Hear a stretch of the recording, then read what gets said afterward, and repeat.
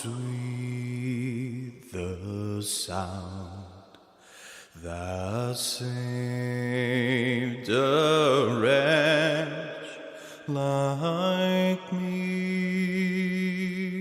I once was lost. Hey everybody, Kevin Hoyt with the Grassroots Warrior Network, and we've got the Susanator back. And again, Curtis, and we're talking about the Scouts and the horrors and what we're learning about the Scouts and that breaking stuff. Susan, I'll let you introduce our guest. Again, he's back. You're the one who found him and introduced us, and I'm blown away. So welcome to the show, Susanator. How are you doing today? Thanks, Kevin. Doing great. Had a busy day. Brought in a little stray kitty that was out being drug around by a dog in the snow. So I've had a crazy day. But Rescuing. thanks everybody for coming back. This is our third episode with Curtis. He's an amazing person, and he's got a lot of good things, updates and things for us today. So if you haven't watched, please go back and catch the first and the second episodes with Curtis. Thanks for being here. Thank you. Every time it gets better. Every time we talk, Yep. actually, yeah.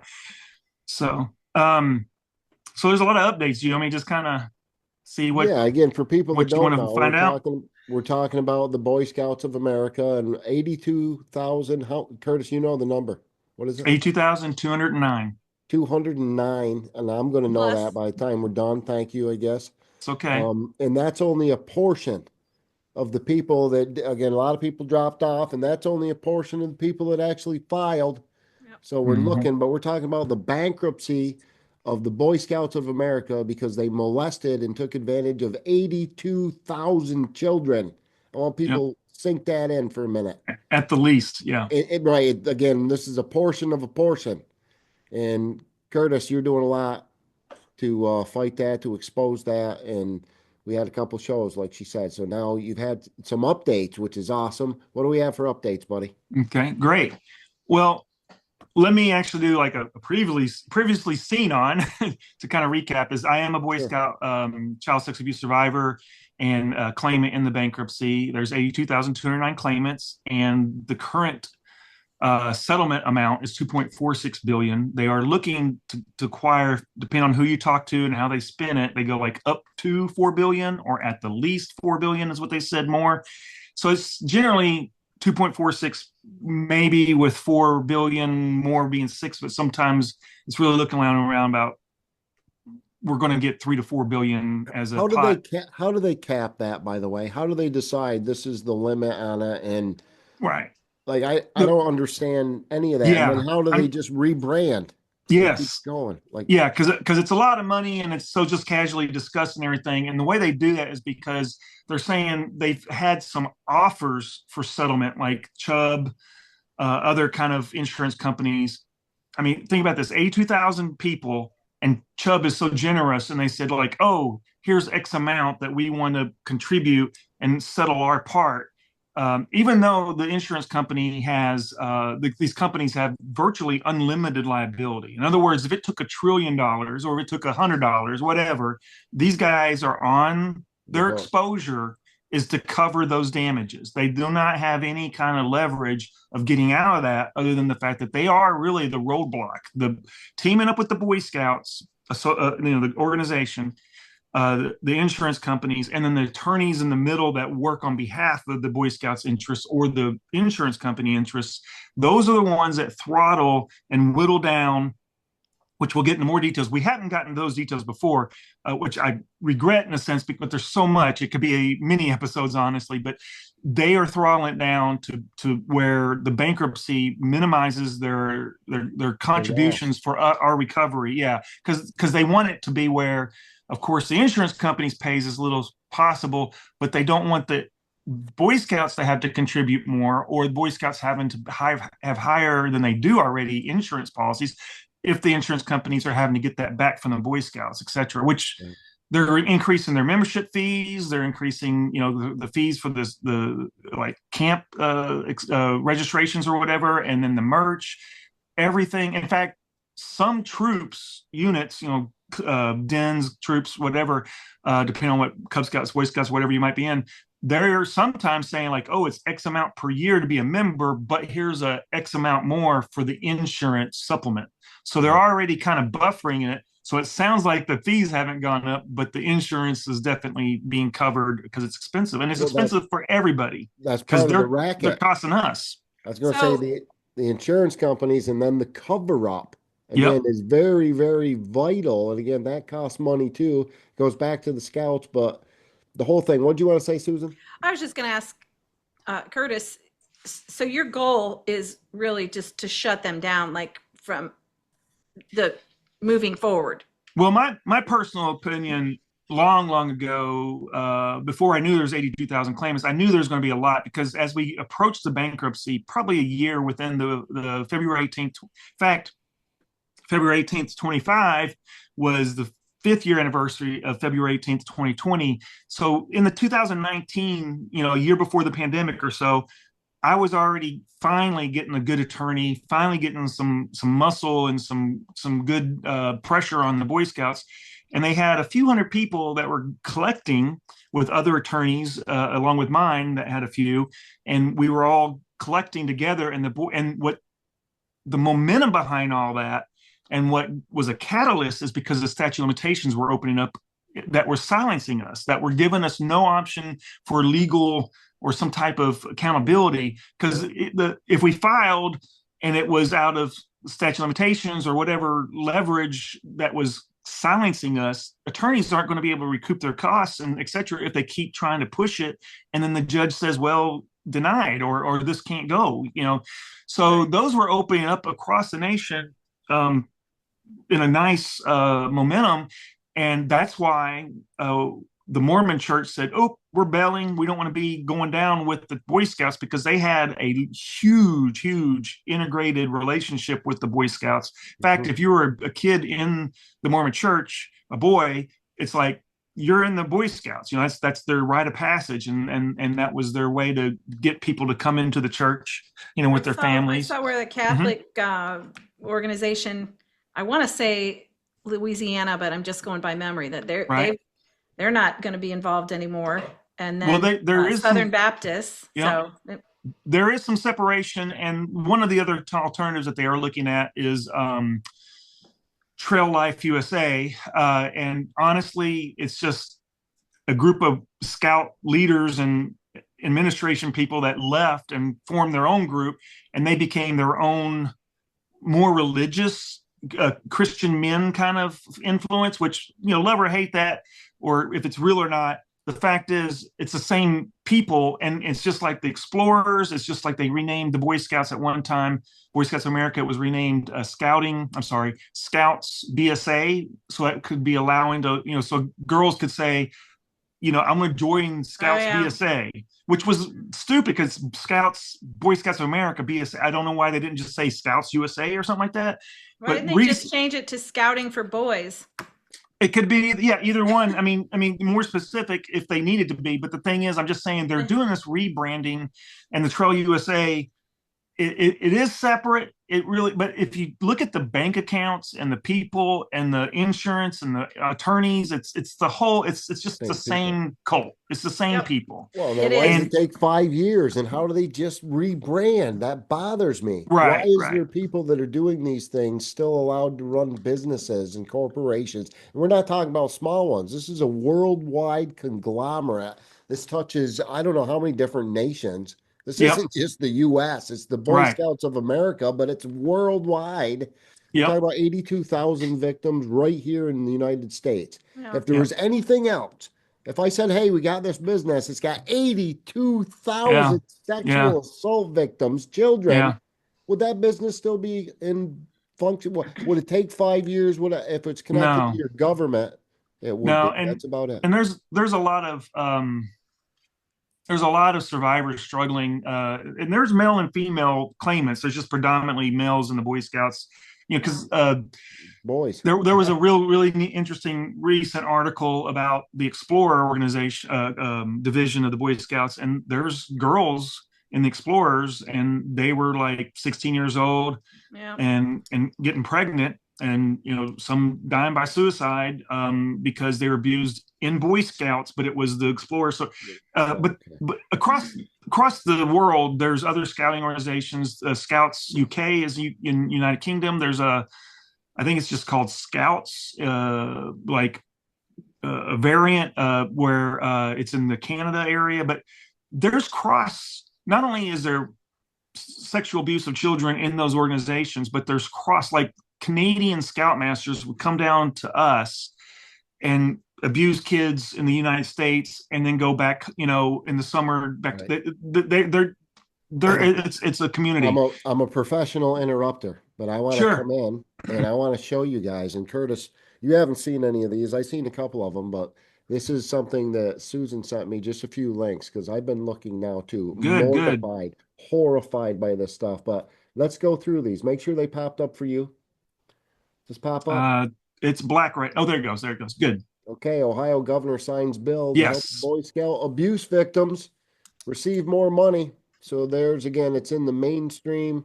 People are talking about, again, Ohio, we talked about in a couple of our previous podcasts, big mecca.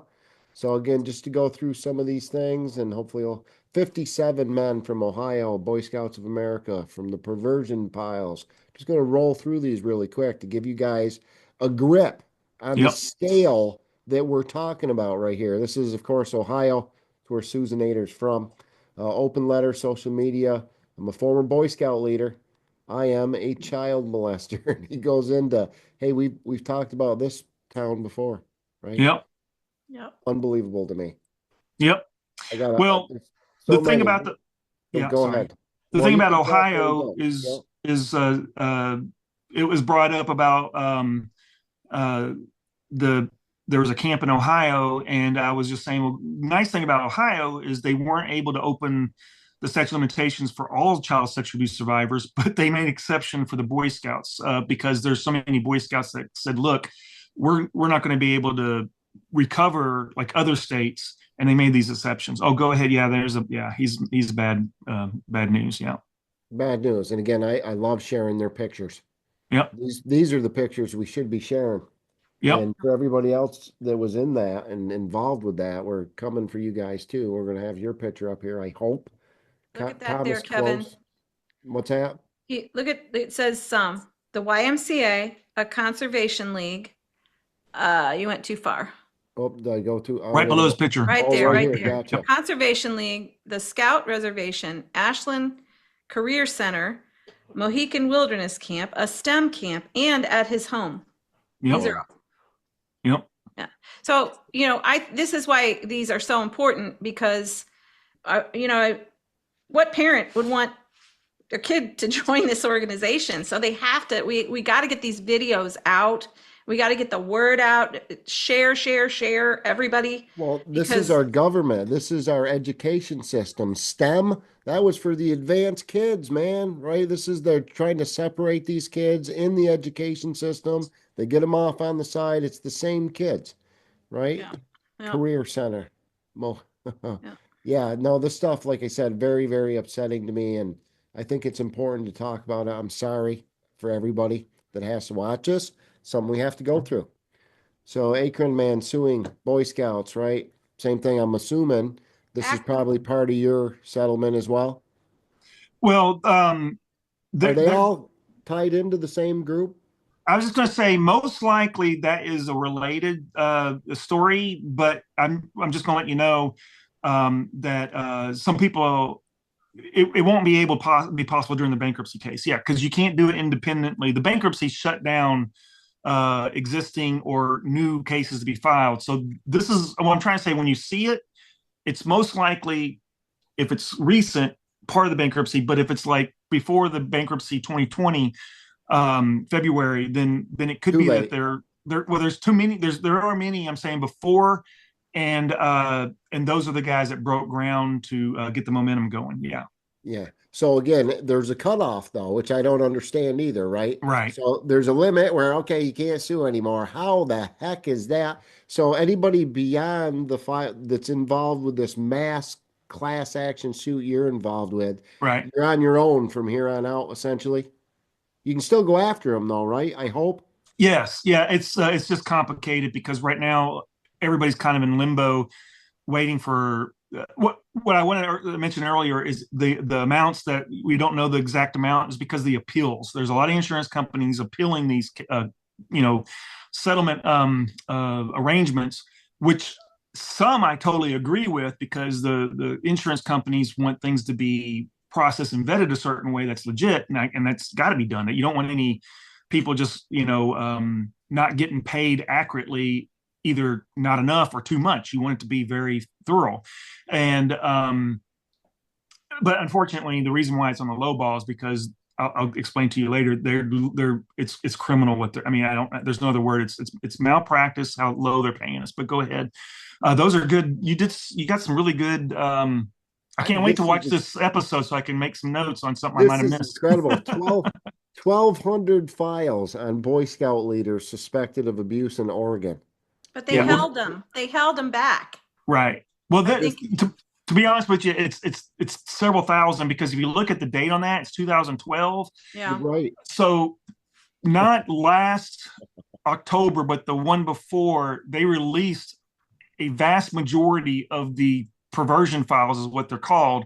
And it was like something like 6,700 files. So there's thousands that were released, and there's still thousands that are redacted or not released. No, that's I can send all these to you, Curtis. You were saying you wanted to review them. We'll put them in the links. I mean, I'm going to put them in the links for everybody. I was going to say, Okay.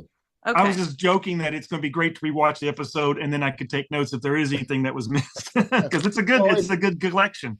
The fact that this was a decade plus ago. This is 13, 12, lucky 13, right? We're going to break it all this year. Right, but look at the dates. Yeah, this 65. is only it's only on that last one. Don't worry about it. Yep. But that was only a certain bracket of their 100+ years. You know, it was only like 20 years. That's what I mean. That's incredible. Again, videotaped. This guy's sentenced in Ohio, and again, this is 2020, so it's a little more recent, but it's just catching up with these guys now. The fact that they're rebranding really, really bothers me the more that I look and think about it. Yeah, they're just trying to wash off, the bad reputation. Right. Rebrand. It's going to catch up with them. This is the key word right here. There's Explorer. So there you go. Explorer Scout. That's what I'm saying. Yeah. Could you scroll? Yeah, I was going to say, because I would be surprised if Ohio teens are among the victim. But yeah, if you scroll down, there's probably the mention of the girls. It's really bad. It's really pregnant girls you were just talking about. Because they're sitting 61 girls. Yep. Yeah. So they're sitting in these police officers' cars as they're, lack of a better word, doing investigations and out in the field, and they're alone with these guys, and they're trying to influence them to get into law enforcement and stuff, but they're obviously taking advantage of other things, so it's horrible. Wow. Mm-hmm. Well, and again, so a weekend trip. More picture, great weekend trip. And again, innocent till proven guilty. I believe in all that stuff too. Do me a favor, because I don't think you have it, but if you don't mind, Google at the top, Explorers. Yeah. Okay, that'd be fine if you want to do that. Yeah, thanks. Okay. Explorers. And then pregnant.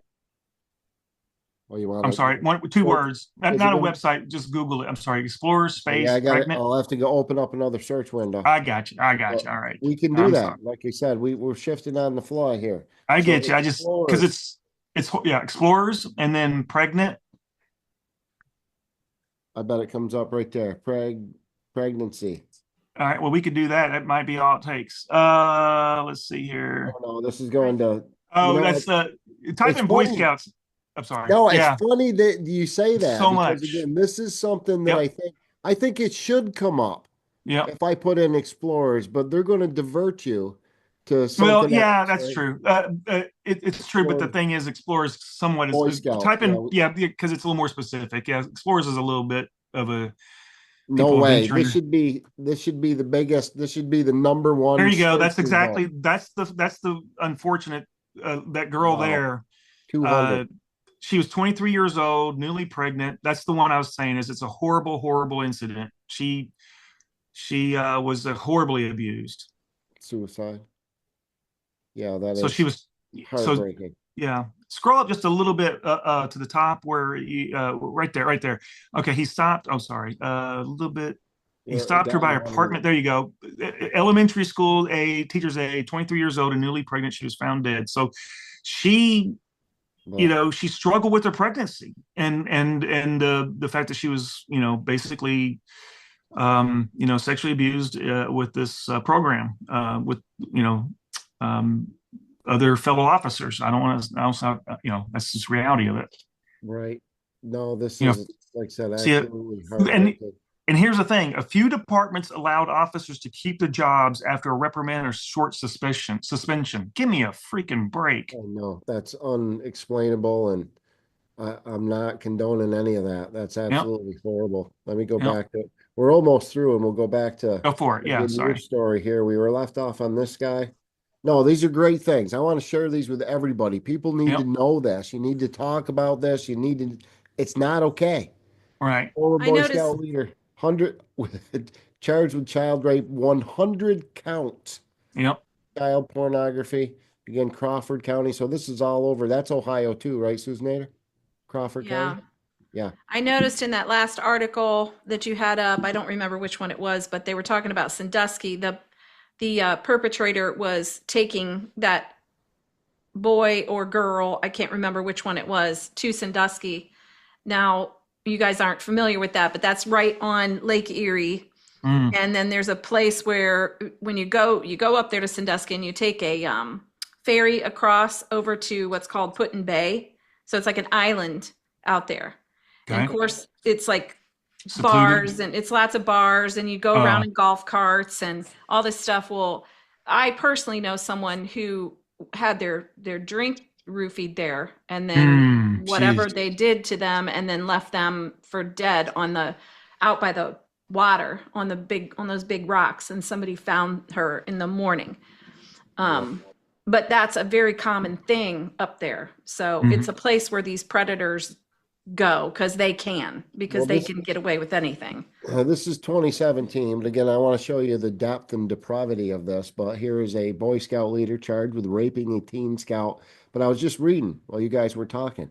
And when you get down here, where does it say he also serves as an auxiliary cop as the Olmsted Falls Police Department? Yeah. Right? Where have you heard that before, Kevin? Oh, man. Don't even, that's what I said. I just happened to catch that. Just a coincidence.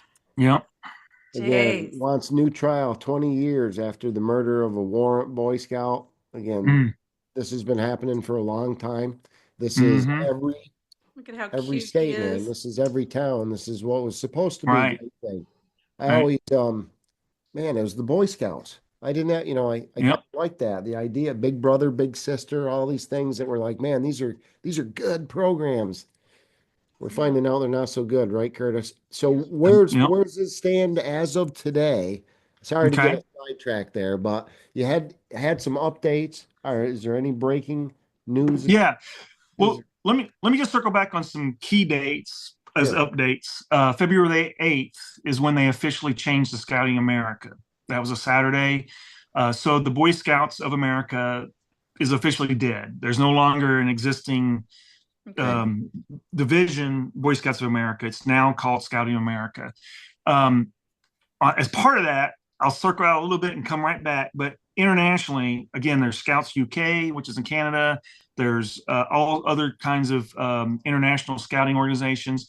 They're all sort of, and I'm going to make a hierarchy of a chart of this because people have no clue for the most part, unless you're really involved in traveling and working with organizations. It's under World Scouting or there's a group that kind of, use this philosophy or this organization. And to a certain degree, some of them may be like we mentioned. Sometimes there's definitely some international that are under the Boy Scouts of America used to be, but it's not really international. But like there's obviously one in Guam, and that's kind of Hawaii related and everything. Then there's some in Japan, and there's some.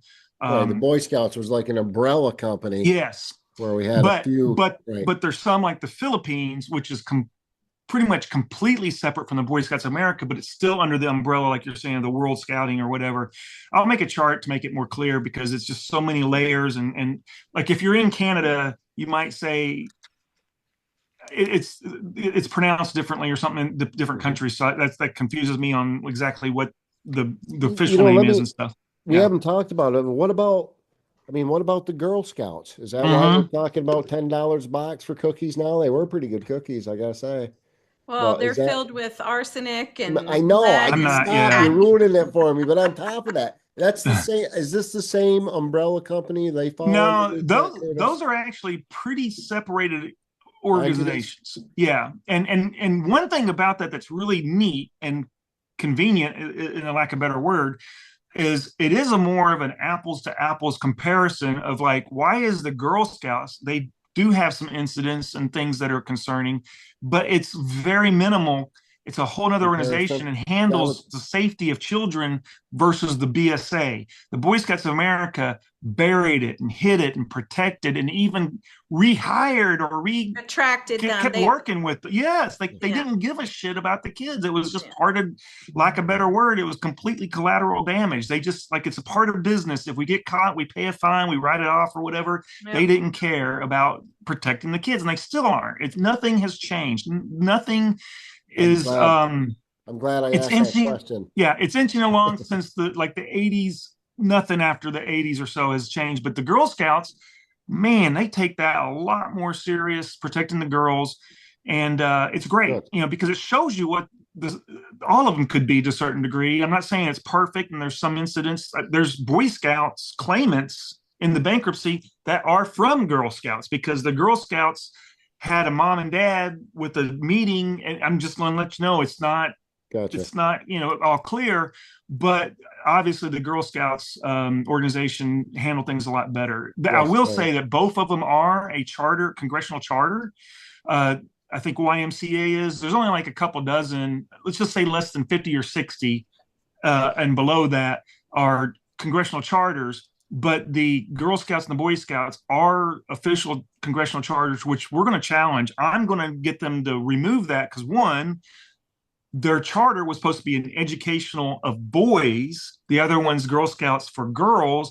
And I'm like, well, Boy Scouts of America doesn't exist anymore. And two, they're not for boys anymore. It's anything. Right. So I'm like, they've ruined their congressional charter agreement. And besides that, I'm like, you can't, it should be just completely eliminated because they're not protecting kids. And you got to let it go, because one is it's a monopoly to a certain degree. They get benefits. They get to work with the U.S. military. They get to work with, like you saw, the police officers. They get a lot of benefits over other youth protection organizations. And I guarantee you, if they were more neutral, others would lift the bar, the standards would be. And then if you pardon my bluntness, but if you fucked around and didn't protect kids, you're going to find out. I mean, you got to close that thing. And it's not happening because it's a freaking cult, and the Boy Scouts exploit that. It's a for-profit business, though, right? Well, it's a nonprofit officially, but definitely, yeah. I didn't know. That's what I was asking. No problem. Yeah, I mean, and that's the thing too. They got so many different variants. I don't even want to get into that because we'll have to make another chart. That they filed a puppet organization in Delaware just to file bankruptcy instead of in Irving, where they're headquartered. They went to Delaware because they knew that would be more in their favor. And honestly, I'm not trying to get again into politics because I'm just about protecting kids, but there's a reason why people are fed up with Delaware, because there's so much of a monopoly of businesses incorporating in Delaware, or even nonprofits or whatever, because it's all just fixed. All these judges are buddies of each other. And I mean, I'm trying to say there's some good judges. This is a no political zone, but everything's politics. Everything. But that's the reality. Yeah, that's the reality. Yep. So in Texas, I believe my odds would have been better, except that the statute of limitations in Texas are so bad that I wouldn't have wanted to be in Texas. They would have been held accountable more and probably would have been obliterated, because they're very serious to a certain degree about mostly, like a better word, punitive damages or other kind of things. I know there's criminal and there's civil, but they would have been held to a higher standard than Delaware. However, if it was based on statute of limitations, I would have gotten it should be based on where the abuse is or where the headquarters is. In Delaware and Texas is a lot different. So I'm just saying it wouldn't have helped much with Texas That's the helping same. us. I wonder why it varies so vastly from state to state. I don't think Uh, that's right that, either. We need a that's little bit criminal of too. It needs to be Yeah. federal. It needs to be federal because there's a lot of things going on. One is these attorneys are, they're trying to help people. And like my abuse happened in Arkansas. Well, Louisiana's where the troop was. Arkansas is where we went camping, canoeing, etc. And then Texas is where we went and did like community service, helping the elderly with the yard work and the painting of their whatever. So it's like these attorneys are like, shit, this gets complicated because you got different statute of limitations. What happens is it becomes, like a better word, motivated on what their odds are on better successes, not only just for money. Well, doesn't it, when you so they start targeting different states differently. If you're gonna, if you're going to traffic children, molest children is bad enough. But once you cross that state line, doesn't that become a federal RICO investigation at that point? It's got to get to that point, RICO, like you're saying. But the point is this is not a criminal. This is a civil manner, which I'm just saying it should be criminal because it's negligence and it's horrible. It's exploiting us. Who's protecting them? That's what I'm saying. There's again, back to politics that we're not supposed to talk about. Somebody is protecting these type organizations and people because there's money being made off it. That's what it comes down to. Well, go ahead, Susan. I'm just saying, bottom line is, I'm always like let's get to the bottom line here. And that is stop parents from wanting their kids. Like if there's no money. Yeah. I realize you have to do what you've got to do right now. This has got to happen. And this is, you got to go forward with this. And I'm so proud of you for what you are doing. Gotta know. You have such a legacy, and it takes an army. Thanks. Yeah. But ultimately parents have to find out about this. I guarantee there's so many that they have no clue. They're busy, they're working, they're whatever, and their kid wants to join Scouts. Oh, great. That's a great, that we've got it. We've got to spread the word. Look, I did change when we were looking at the web pages there. I did change my thing. I am going to change. I really should have had this prepared better. Anyway, I did something. I've got some documents here. I wanted to share some actual bankruptcy documents and stuff. Oh. But I don't need to share that. That's actually my claim. But I've got some stuff in there that I want to share without the screen share. I don't know, again, how much is if I'm blown up on there when we're talking, when this is viewed or not. But shoot. Okay, I'll do this. I'll just bring it on my phone because I can't find it, and I should have had it better prepared because I really have not released this publicly to anybody. And not only have I not released it publicly to anybody, breaking news. Well, it is partially that, but I also I decided not to release it publicly because I wasn't ready to do it to the extent that I wanted to, like a better word. But okay, I'll just share this. This is the behind the scenes. And there we go. So there's me. I got my mirror flipped on my camera, so it's backwards. Anyway, that's the Reaper. Can you all see that? Okay, I don't know. I can see it. It looks like this is the death of the Boy Scouts of America. Yeah, so the Boy Scout, that was the original, and I took that picture. Hang on a second. If you notice, it does say Scouting America. Okay. Yeah. And notice the words are correct. That's why it's backwards. I'm trying to lean it, and it's not mirrored. It's reversed for me. So it's kind of weird on like what side of my hair parted. It's backwards. It's really weird. It plays with. I mean, if you're a dentist, maybe you already learned how to do that by using a mirror, but not me. I haven't figured that out yet. But I'm going to tell you. To me, this is the innocent in their face, but to some people it seems dark, like this is, with the Reaper and all.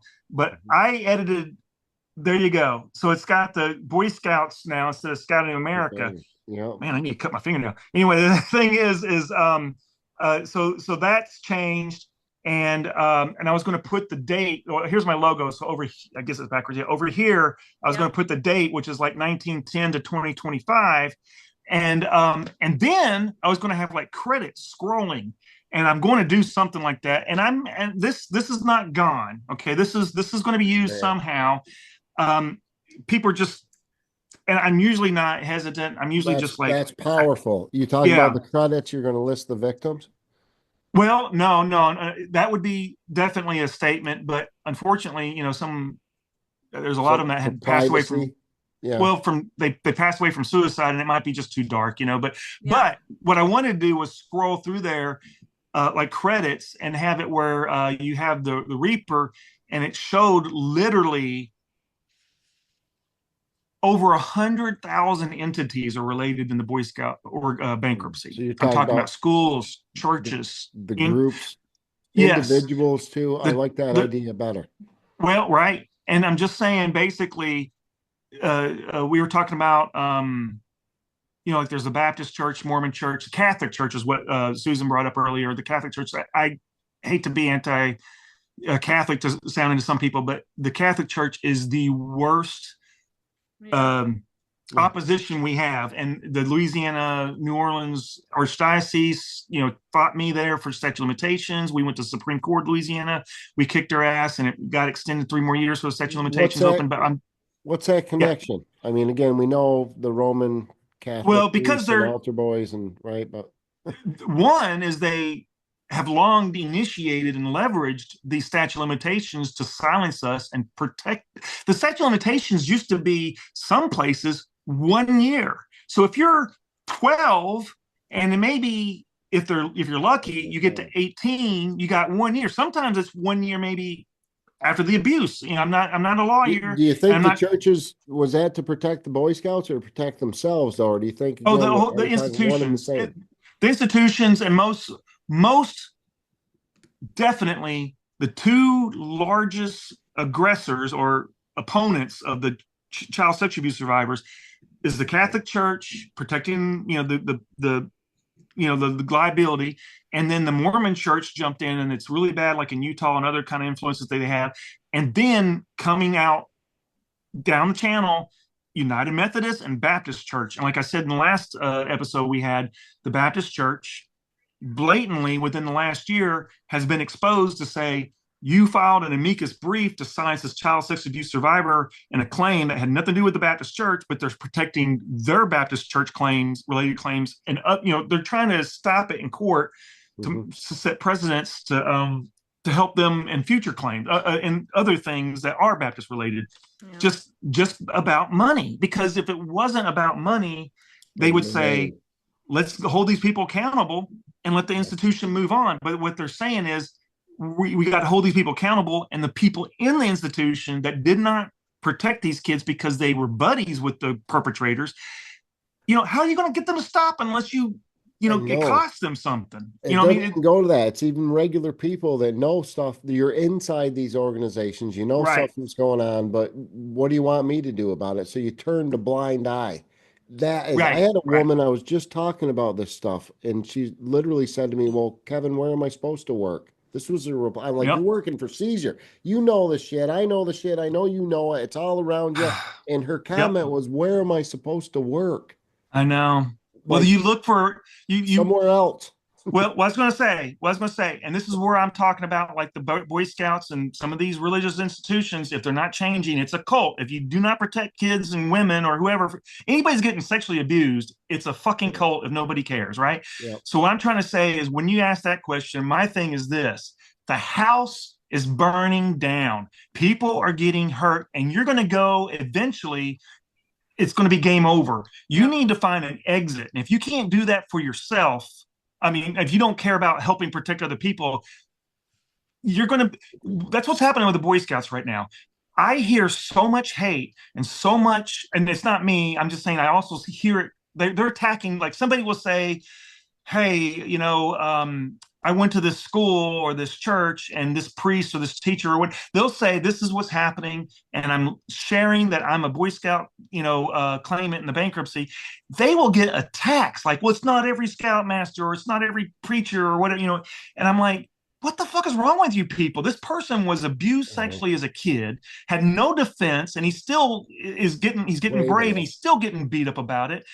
It's a freaking cult. And if people aren't going to raise the bar and make it more normal that we protect people that are abused, and because I mean, it winds up being where, you know, your kid has an incident and you're like, oh shit. I mean, I'll tell you this. There was a guy in the Catholic Church who was working with survivors to help them. And he was a great, genuine guy trying to help the church, help these survivors. His own child got sexually abused. Totally very intelligent, very conscious of what's going, and then it wind up still happening to his own child. Could be because anybody. the system is so fucked up. They're setting them up for it. And again, I just did a couple shows on the transgender community. And again, this is a whole nother divide and all this, but the transgender kids, if you're one of those children, you're being prepped, man. We call that grooming. You guys are in the middle of your community is being hijacked and, you know, being taken advantage of. Yeah. Any sexualization of children is just evil. But the thing, I mean, you need to be able to parent and teach and have healthy environments for people to, there's a path from childhood to being a young adult. You know, you need to learn, like hopefully just not having accidental teen pregnancies and stuff like that. There's things that need to be a parenting aspect. But I'm just saying, even if it's like a better word, I'm going to say, if it's heterosexual grooming or trans or bisexual, it's still not good. You know what I'm saying? It's sexualizing. It's exactly. This is the problem where I'm saying we're talking about actual institutions and agencies. You're talking about the medical community, the education system. This is a political agenda. Again, in the no political zone, this is the political part that affects every one of us. It doesn't matter who you voted for, what party you are. Exactly. And what I was trying to say is not to keep, with other examples, but I'm just going to say a lot of people, when we're survivors and we're sharing that, oh my gosh, like there's so many Boy Scout survivors that were like in the Mormon or the Catholic Church. And the thing that these institutional cult members, like a better word again, they will say, oh, those were gay people in the Catholic Church that were priests. I'm like, dude, this happened with priests and girls. Are they gay? No, they're pedophiles or child predators. It doesn't matter if you're a perpetrator, sexually abusing children.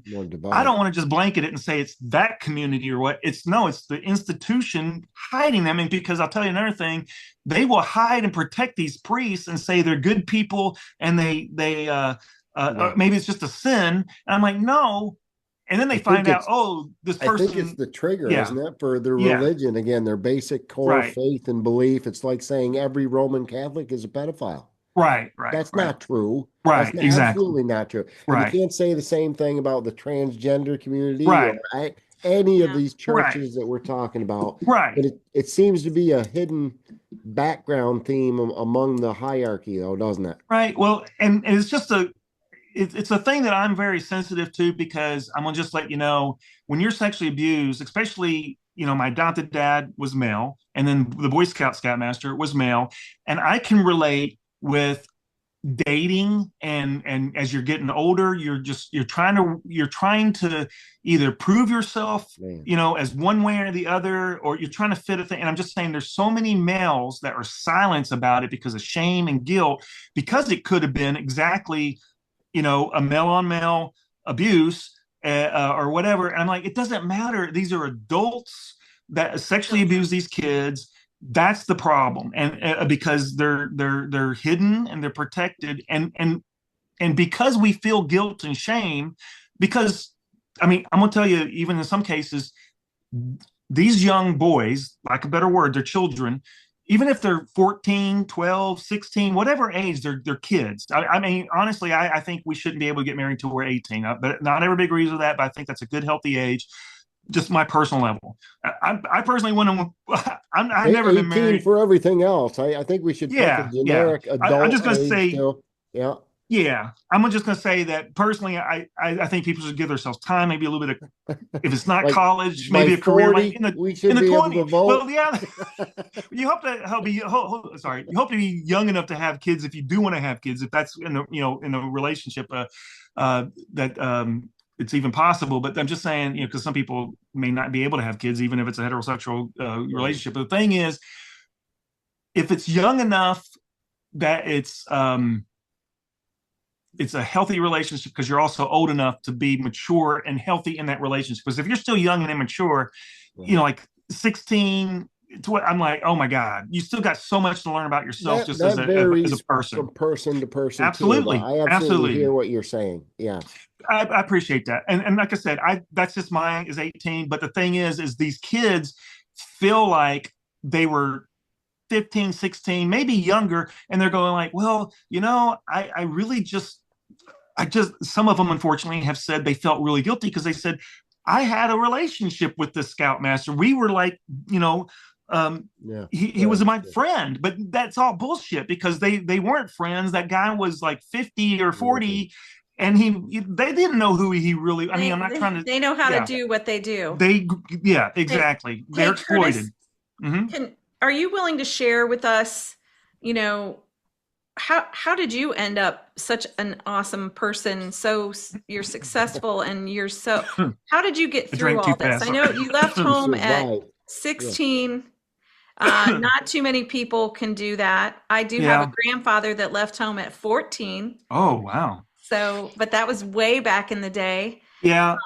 I would tell you, especially, and we'll talk about this later, not Tuesday this week, but Tuesday last week, I did have an expert evaluation, which was kind of my first formal as that process. And then also I had a deposition a couple of months back or whatever. And those are milestones that go through as a bankruptcy claimant or any kind of lawsuit or whatever, civil, criminal, whatever, trial. You got to go through all these steps. Unfortunately, maybe over and over and over. Yeah. But what I was trying to say, those things helped me reflect, but also I am very active with the survivor community, with support group meetings, Zoom meetings and stuff like that. And I would just say that looking back and try to understand things, because there's contrast, because some people are still really in a bad situation, even in their 70s. And, they're still struggling. I mean, we all are struggling in our way, but but there's some people that are younger and a little more of in a different position. Maybe they have a stronger family circle. They're abused not in their family, but the family is more supportive. You never know what all variables. For me, I think I was fortunate with this dynamic is that I was adopted at age 7 days. You're 7 days, and the other siblings that were their biological, the two adopted sisters and brothers of mine, which was their biological, they were like maybe 8, 10, 12. I'm gonna figure those gaps. It doesn't matter specifically enough for me to care, but I know that there was a gap and I need to be able to communicate those details. But I think one of them was for sure like 8 years older than me. They were all older. And the fact is, I saw through their eyes my future in a sense of them being abused, them leaving. Everybody else moved out when they were 15 or 16 before. Like, I'm an only kid and they're leaving me. And I think the two sisters felt like maybe I was safe because they thought like they had to get the hell out of there because they were girls and they didn't want to get pregnant because my dad, walked in the room of one of my sisters. I mean, I saw a bunch of stuff, but nothing on this level where when I moved out when I was 16, my one sister said, yeah, well, dad came in and she was 14 and that's how in the middle of the night and that's how she lost her virginity. And I'm like, what the fuck? So, that time I'm thinking I'm moving out when I was 16. So she must've been like either 26 or 24 or something like that. So she's kind of a grown woman and out of the house, but she's not going to go after him still, and I'm like moving out because I'm like, I'm either going to kill myself or kill somebody to protect myself. That's where I was. Especially, when you're talking preteen up into the whole, but even at that age, that's a hard enough era to get through Yeah. normally. Yeah. And Hormones I, and right, all yeah, these other things. And it's such a absolutely. people I don't think understand how it carries with you, like you're talking about, into your relationships with other people, with women, with men, with children, with family, with Yep. everybody all around you. Yeah. Like Yep. it's a world, or it's a lifetime. I want to say sentence. I think people like Right. you can turn that around into again Yeah. a blessing, Curtis. I do think you were Trying. saved. Yep. I think you went through these things so you could testify, It, so you could it's just a, bear witness. yeah, it's lack of better word. It's just a way to survive. And people, uh, you've got so many, classifications or categorizations, something like, either freeze, you fight, or, all these certain things when the abuse is happening, but also to survive afterwards, you find ways. And I'll just tell you this is, um, it was really, really like, I can only relate. I've never been in the military. I was born on Air Force Base, and my adopted dad was in the Air Force, so I've been around the military, bases or community area. But I would just say, so I don't mean any respect, but I will just say when I saw like a better example, like Saving Private Ryan or Band of Brothers or something like that, or some other movies that were about tragedies, abuse and everything. Right. I'm just saying, when I was 16 years old, I would repeatedly have incidents where it was like really, really dark. Like I didn't want to, take my own life, but I was like, I fucking have no interest in waking up and dealing with this bullshit anymore. I didn't want to continue to live like that. And I would have taken out somebody if it just meant a little Getting bit of a through it. relief, Yeah. protecting myself and protecting, like if my sister, when she told me about losing her virginity, my dad abusing her, and I saw some stuff. I literally walked into at 6 years old. I was basically walking into the living room with my friend across the street. We walk and like, oh shit, look, he's right there sitting between them, butt naked, in between me and two sisters. 6 years old. I know it's wrong.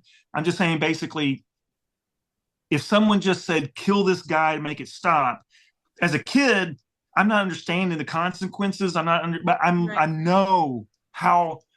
I know not just from the sexual abuse, but I know how I was picked up as a kid by some monster 2 to 3 times my height, weighing 2 or 3 times my weight, throwing me around like a pillow and abusing me, physically, for petty punishment and just rages and stuff. Control. Yeah, 100% control. Because that's the thing is they go. I still even today have a disconnection between like rape and molestation and sexual abuse, because I think it 100% is child rape, but I wasn't like, my sexual abuse wasn't a violent, like no blood or broken bones or something. So it's just a disconnect on, I still don't equate that with that, but I was beaten in other ways. Like I was sharing the, getting spanked with, like stripped naked and whipped, skin bare stuff. That's violent stuff. And it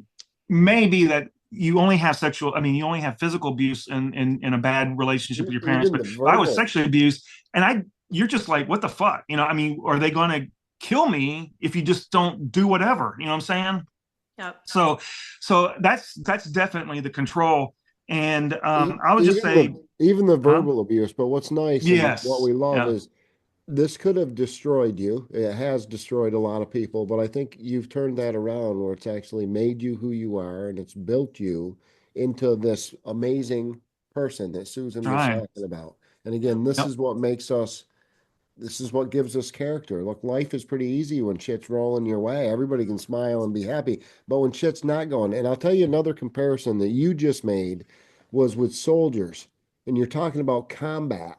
You're talking about extreme. Like I don't even know. I've never asked you, Curtis, but I'm sure because I've heard from other sexual abuse victims there's moment where you go into alpha stage where things slow down, even Yep. speech and everything, out of Yep. body experiences where you're watching yourself being Yep. molested. I've heard these stories over and over. Yep. I've talked to multiple women that literally sat Yep. on Jesus's lap.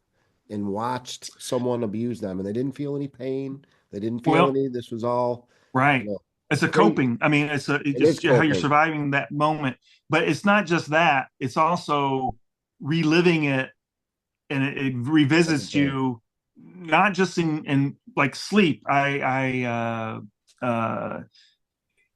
could be doing good a few days or whatever, but then all of a sudden you just don't want to go to sleep. And I'm getting older now, but I'm just saying I've been where like you go 2 or 3 days without sleep, or I wasn't into, I just, again, seeing other things happen with friends or older friends of my older siblings and stuff, and the foster kids, lots of abuse, and they had a lot of things that they brought with them for being foster kids. I never did drinking or drugs. I mean, like the amount of drinking I've done in my entire life could probably fit in either a 6-pack, no, maybe not a 6-pack, but I'm saying like a 12, 24 pack or whatever. I don't even know what the beer comes in anymore, but exactly. But I mean, like once or twice, like a Christmas or New Year's, champagne toast or something, like Gotcha. very little, or coolers, a couple coolers or something. But the thing is, that was God too, man. That was God saving you. Most people, yeah, I again, mean, that's your well, crutch. That's how you I'll just survive. I'll just I'll just be honest. Again, seeing them older and having issues with that, but also I just didn't want to be where I was going to pass out. I was preached to be controlled, to not do Vulnerable. anything wrong, but I didn't. I heard about like getting drunk and passing out. I didn't want to be taken advantage of. Like you wake up and you go, "What the fuck happened?" Because I drank too much. I mean that you may not be Yeah. able to avoid being around that environment and drinking if they're like sometimes you're abused and you got almost forced to drink, like you're gonna party tonight with this abuser and that's just what they want you to do and you can't really say no sometimes. But I drinking and drugs, that was just not my thing, and I'm just saying basically that helped me to where I survived without those other complications. But I will tell you, my life was already complicated enough because I worked my ass off, or I kept busy doing stuff that were considered like productive, so I would escape the thoughts or Kept your the mind busy. frustration. Yes. Yeah. And you're Again, helping people now. Right. Yes. gotta, And that's the way I am surviving. And that came up in my deposition. They're like, would you use recovery money to help you get therapy and all that? And I had said like, well, not if the Boy Scouts are either paying for it or they pay the insurance, and the insurance, any connections with them, I don't want them. I'll do it on my own. But I'm just saying what's therapy for me is helping people and getting these perpetrators called out and being held accountable. That's 100% where I feel healing, is I'm feeling like I'm changing something. Because if I can't do everything I can do, it's a struggle. I think you're turned again. I think you are such a huge and vital role in this. And while it's your own healing, it's right behind you. This is how you've survived the Boy Scouts of America. They created you by doing this. And I think, again, they created a great weapon for humanity. Right? Well, thank you. There's a lot. There's a lot of survivors that are really good that we're going to have a collective voice. And I did want to mention, I was talking about not last Tuesday, but the last Sunday through Tuesday week before last week, I went to Minnesota, and that's where I did have my expert evaluation, and I met with some other survivors and the team and everything. But I was officially diagnosed with PTSD. So that was a good change for me in a sense of just being able to, that was kind of the first like therapy, the series of tests and stuff and sharing. I did do that a little bit when I was in, I was working in the corporate world for 3 or so years, and I was really, like I said, 2 or 3 days working and burning out. And I was like, I gotta get some help. And I did share, but that wasn't sexual abuse. It came up, but that person, she was a good therapist or whatever, but it was really more about anxiety and stress. And that was like 96 or 97. I don't think they had a clue as much as they still don't have a clue now. Like we need a piece of paper to diagnose this for you or me or any, but we all have PTSD. But obviously, Curtis, I mean, that's, again, it's remarkable to me that, I mean, how much money did that cost you, and how long did that take, and how long it's all for the courts and the bankruptcy and the lawyers and the insurance companies and that are protecting these monsters. That's what it's really about. It's just another step and it's a hoop and cycle, and it's a it huge, pisses me off, man. it's a huge toxic and damaging, very harmful. Because I'm gonna tell you right now, working with the community and working with all these survivors, people will be shocked that there's actually, like a better way to put it, functioning in the real world, like their job, they're surviving, and they found a way. Like with me, it was tech support or tech consulting, and I could manage. I tried the corporate world, quite many years, and 2 or 3 year increments and stuff. But I just the getting up at 8 or 9 every morning, I my body and my sleeping struggles and everything, it was killing me. I mean, Daily in triggers. the late 20s, I Yeah. took 7 years to get through college. That's another example. Is not just because of financially, but it just I had a heavy workload working my way through college. So work, like I had 3 part-time jobs in I think my senior year, with 3 part-time jobs while I was going to college, like full-time credits or whatever, trying to get through. Eventually, I was burning Something out. else. Yeah, and I mean, just basically, I know what you're that trying to get was. through it. Again, you were running from it. You were keeping Yeah. yourself busy. You were trying to, I can see Well, that. the other thing is, it's a good thing, and I'm not horribly disappointed in a sense of the reality, but it's like I just need to be able to do something for myself to get me at a different level of independence, financial, get a career or whatever, because being dependent and being in a, horrible You were building to today, situation. Curtis. This is What's all you that? were doing. You were Right, building to right. today. All these things that It you're was, talking about. That's why I'm kind of yeah, laughing. These are the yeah. things that make you the force that you are, and the disclosure that you're bringing, and these lawsuits. And congratulations on the death of the Boy Yeah. Scouts of America, man. Thank Yep. you. It's been a journey, and there's a lot of things I was just going to say about the support group and these men is they're all uh, burdened and harmed, and there's so much more they could be doing without, divorces, without loss of jobs, without whatever struggles that they've suffered, the addictions, too many we've lost by suicide. And I'm just saying, a lot of people have no clue, because you just look at, like, you look at me, you look at some of us, and there's no physical, like, broken legs. We're not, Yeah. Yeah. physically bleeding and Right. disfigured. It Emotional. does happen. I mean, that is part of some of the abuse, but I'm just saying, people just assume that this is in the past and all that stuff, and it's not true. It's very, very, very harmful, Yeah, the and it mental, holds everybody's psychological. Yeah, yeah. damaged from the harm being done. Because, well, for me, I could be doing some amazing things with all my energy, and if I had healthier um, uh, health, basically, is my if my Sleep is good. yeah, absolutely. If I wasn't struggling so much with all this other Right. repercussions with so many people having the same situation, we would all be more, in a better position. Yeah. So I wanted to mention about the bankruptcy. We touched on it a little bit, and then it's great. We had really good flowing discussion and everything, but the horrible thing with the bankruptcy right now, and how they're trying to win and defeat us and everything, is I was going to bring up the documents, but I'll just generalize and stuff, because this document, we do have another one that's coming out pretty recent. Like after this meeting, I might push it, but tomorrow will definitely be a big day with some videos and things that we'll be sharing. But the thing is there are some attorneys that maybe some that I would say are good attorneys that are being shocked or blindsided, because these claims are starting to roll out to the degree that they're seeing, like, oh my God, somebody might have been, let's just round it to even number. It could be 100,000, it could be 1,000,000, but let's just say 1,000,000. It could be 10,000, to start with. But I'm just saying, basically, let's just say 1,000,000, because it's horrible. At $1,000,000, this person had some horrible abuse happen to him. And this is many people, not just one claim. I'm just saying, this is kind of let's just say it's $1,000,000. Yeah. Yeah. And what happens is these attorneys, that may not be bankruptcy attorneys, but they're civil. They've represented sexual abuse. Maybe some of them didn't. They just represented injuries. Other kind of claims. But the thing is, they're going like, holy shit!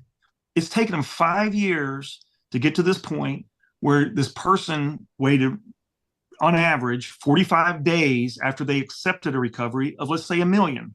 But what's happening is the trust and the way it's being organized and the way it's really like Because criminally underfunded. Yeah. They get a check for 1.5% of their recovery. At this time, the first check, I'm not trying to say that's it, because that's the game they're playing, is like, here's your check for 1.5%.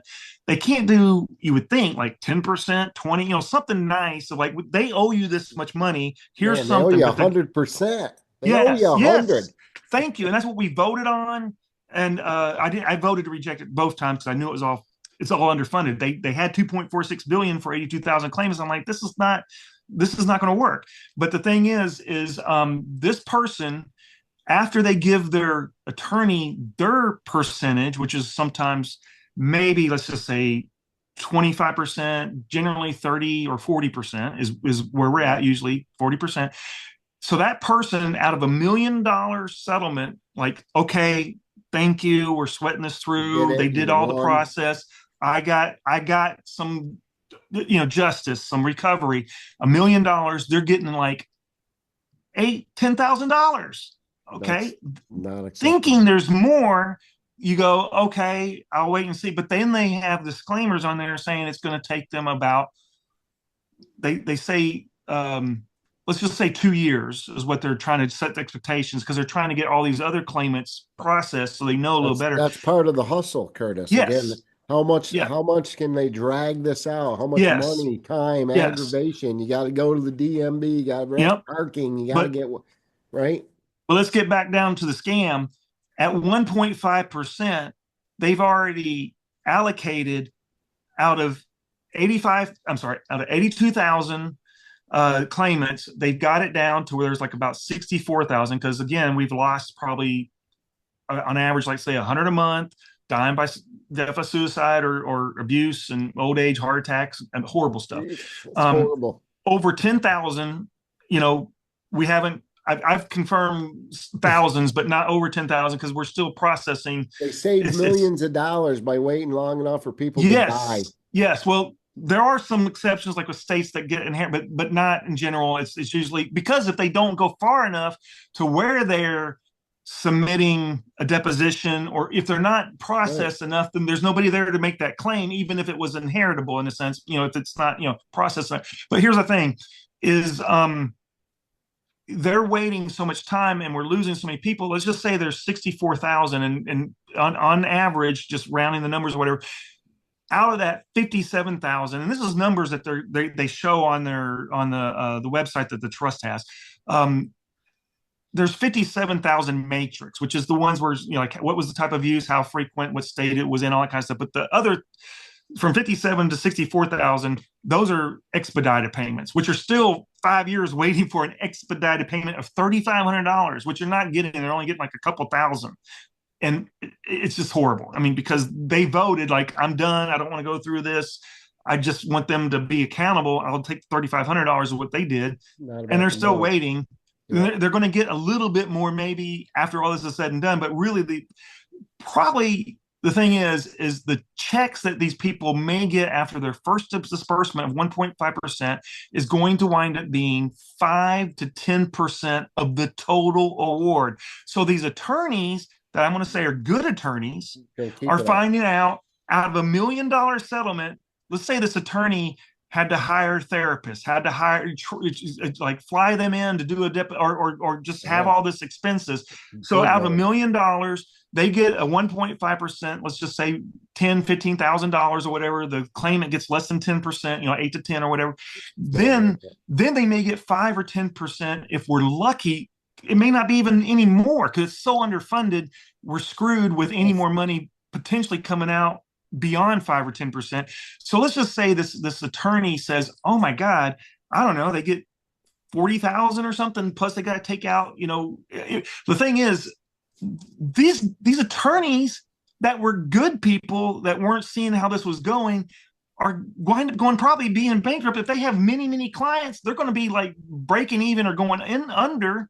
Because It's kind of like a charity thing, and they got hundreds of claimants. It's going to cost them out it's the disincentive. They want to. That's the thing. Exactly. Attorneys are not going to help us in the next bankruptcy or the next thing with the Catholic Church with there's bankruptcies going on, etc. But I'll tell you this: the same with the people, the victims. Again, not that money has anything to do with it. And all the people you just talked about. Okay, we agreed to this because there's going to be accountability. There's no accountability either. Yeah. So that's the good attorneys that are kind of caught up, and maybe some of them only have 5 or 10 claimants, and they're just like, they're feeling defeated. Like, what am I going to do? This is just the system, and this is a small print, and how they push this through. And when they say paid in full, which has been said a lot, the bankruptcy to keep moving forward and getting approved by these bankruptcy judges, it's like paid in full. And we were shown like that matrix. I mean, if they offer you an award for $1 million, they are saying, this is a credible claim. This is what we evaluated at. This is what we're going to offer you. If you accept it, then that's what they're supposed to pay. But then they're willing it down because they don't know how much they got to pay, or the 1.5%, and maybe they're not going to have enough money. So I'm saying those are the good attorneys. The bad attorneys are the ones where we're going to discuss this better, is where litigation financing. Sorry, you're getting these attorneys are blasting on the media to get thousands or hundreds maybe of these claimants. Like you see these like, oh, have you been, whatever with this kind of situation with some bad product or some bad cancer cause, whatever. The Boy Scouts was done that way by these hedge funds. So I'm not an attorney. I'm just really trying to generalize here and everything, or these investment, arrangements that these attorneys had. And all this is going to come out very detailed. And it's actually, some of it's on the website, but we're like today, I was trying to do it earlier today, but it's going to be after this, for tomorrow for sure. Follow up, with, on top of that, with letters and detailed explanations. And for the people that are vocal, because a lot of attorneys are like, well, maybe they got 1,000 claimants, because that's happening. Some of them have. There's one of them that has like 17,000. Believe it or not, out of 82,000, there's pockets. In fact, I'm going to do a chart. There's a lot of them. I should say there's a group of them that have a majority of the claimants because they went on TV and they basically, social media marketed this stuff and everything. So those guys, some of those guys, I'm not going to say every one of them, but some of those guys, they were just in there not because they were trying to get accountability and justice for these survivors. They're just like, hey, we're gambling many, many millions of dollars into this so that hopefully in 6 months, which would be very optimistic, to 2.5 years, still optimistic that the bankers would take, but it's taken 5 years. They're still paying high interest on this high interest, high risk loans that are leveraging and manipulating these attorneys to say, take the award. This is the best you're going to get. They're literally, it's like malpractice. Yes. It's they're screwing a lot of our survivors on poor representation. Like manipulating the client then into taking. Well, it's absolutely again. It's the courts. It's the judicial. Guys, we've been about an hour. Curtis, you've always been a great guest, and we're going to have you back on. Okay. We're talking about again some of these other survivors, and maybe even you having your own podcast. I love that idea. If we can find time in your open schedule that you have. But one of the things that I'm seeing light and hope in, like a lot of the stories we went through, all those news stories from Ohio, we're talking about civil court. You guys are really getting screwed. Over in the criminal end of it, it looks like a lot of these guys are actually being caught. They're not doing this anymore. We've stopped that part. Would you say that's pretty accurate? I would say it's accurate because, in a sense, on a high level, that at least priests are actually getting arrested. That you like 5 years before or whatever, you wouldn't hardly ever see a priest. But what's not accurate, or I should say, in a sense of being too optimistic, is too many of them are just getting like a slap on the wrist. Real low sentences, just probation only. Yeah. So it's like there's a lot of examples. I don't even know the story. We didn't read it, but I'm betting that cop got off a lot easier than if it was me or you or your average person, right? Because he knows Well, Yeah, well, strings to pull. that's a whole series of Different show. episodes too that we could talk about just case by case. I mean, literally, there's thousands of these incidents and stuff. Before we do wrap up, I just had this in my hand. I want to mention this. This just came out. And again, like I said, it's backwards. It's flipped because you can read it correctly. So to you, it reads correctly, but to me, it's backwards on the screen. And open. There we go. So, so the thing is, this is a great book, and it just came out. I ordered it late last fall, and it finally came out. I think, like, let's say, within a couple to 5 days ago. And this guy, unfortunately, passed away, the author, before the book was out available. But he worked on this book, and he is the author that worked. He's a Pulitzer Prizer, a Pulitzer Prize winner, and he worked on the article that was in LA Times that exposed the huge perversion files and had a database of all these perpetrators, thousands in that article, like 2010 2012 era of the case came out, and then it got released, the perversion files that you had one of the like 2013 article or whatever. This guy, I got the audio book, so I'm listening to that and trying to read it, follow up as well, just to do a thorough study of it. But it's just like the documentaries we talk about on Netflix and Hulu. These things are very, I just don't know how people can see this and not go like, wow, it's very thorough, legit. Well, even these things moving. you're talking about, Curtis, like the perversion files, I didn't know about that until, again, Susan Ader and then you. And that's why talking about this stuff is, I think, so vital and important. And I want to thank you for joining me again. I think you're a very brave, strong, powerful individual. Thank you. And I wish you all the best. And you're always welcome back here. And of course, Susan Ader, the great. She's the one that found this and brought it. And again, I'm so impressed with you, Susan. I really am. Thank From you. Wave Watts all the way up through. You're just such a. She tells me she's not that nice, Curtis. She said that. I'm really not that nice. Whenever I give her credit, I'm like, I have my moments. It's all right. Well, we love you. I'm very thankful. Thanks. I am very thankful too. That's another great message and a good way to end the show. I am thankful for the things that, again, we're receiving, for these blessings that we're now aware of, because it gives us the ability to get involved and do something and stop it. And I think we're doing that. We're doing that part. So this is our third episode, and I'm like, it just continues to. It's always great to talk and share. And let's schedule something soon.